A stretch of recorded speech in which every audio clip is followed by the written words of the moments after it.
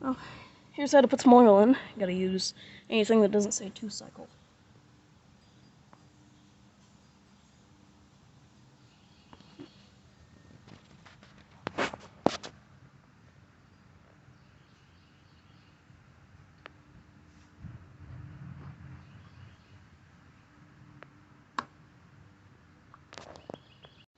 Alright, there.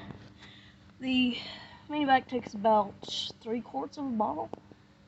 And kind of dripping out. Gotta let the excess out.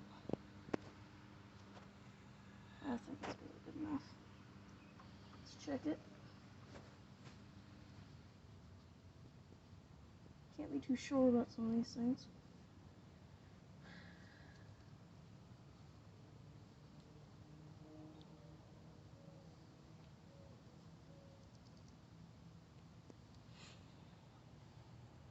Look good. As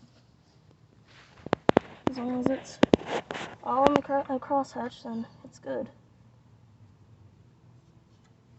Gotta make sure it's tight so it don't come out while you're riding it.